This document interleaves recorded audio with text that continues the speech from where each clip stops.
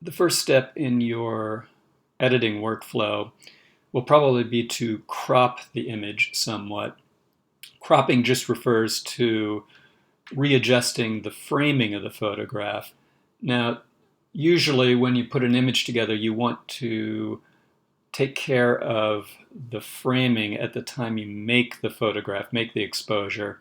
And when you later on do cropping, you want to keep that to a minimum. The reason being that when you start cropping the image, you're effectively decreasing its resolution because you're moving in on a small subsection of the photograph, or a relatively small subsection, forcing Photoshop to scale the image up.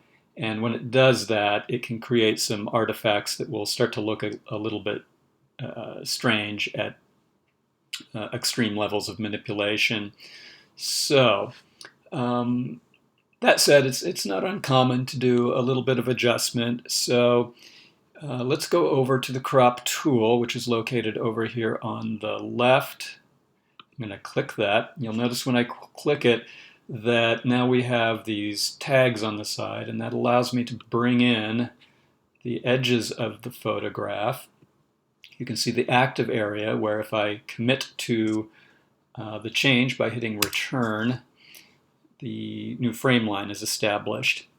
Now in this case, I don't like that particular crop, so I'm going to undo that.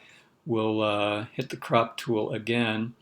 By the way, it's a good idea when you first start using this tool to make sure that you have this this selection on this pull down clicked in with height resolution. That allows you to manipulate the horizontal and vertical crop most flexibly. And for this particular image, I think I need to come in a little bit on the right. I want to remove some of that clutter. I'm going to make this shadow here a little more active by moving it over to the edge of the frame. When I have that about how I like it, again, to commit, I'm going to hit return. Now I have my new crop. That simplifies it a little bit on the right edge. I like that. So I'm going to stay with that. Now, another thing you can do in the crop tool is to revise the rotation of the image, which again is pretty common. If you're not using a tripod, it's a fairly common situation that you will have rotated the camera a little bit counterclockwise or clockwise, and things will lean a little bit weirdly in the frame.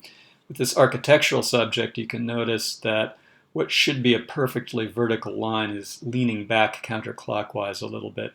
So to cope with that, I'm going to go up to this little tool within the crop menu. I'm going to click on that, and I'm going to use that to establish a new rotation.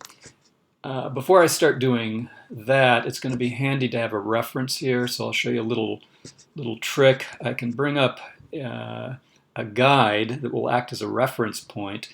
To get to that, I'm going to hit Command R, and you'll see that's brought some rulers up on the top and bottom of the frame. Now at this point I don't really care about the size of the image, but the ruler allows me to get my cursor in here, click, and drag into the image a reference guide, that blue line, so that when I go to use the rotation tool, here I'm just clicking, dragging, and now you can see that by moving the cursor around I can get this rotation function, and that allows me to rotate the image relative to that guide, which I know is a true vertical, and that looks about right. And before I hit return, notice that when you rotate the image, it kind of messes with your cropping. So in this case, I'm going to have to recrop. I don't want any of that white artifact in the photograph, but I want to keep as much as possible, so I'm pulling right out to the edge there. A little bit more on the bottom. Okay, that looks right. Now I've done a rotation, which allows me to restore a true vertical-horizontal relationship to the edges of the frame. And I'm ready to hit return, which I just did. And this looks like an improved framing overall.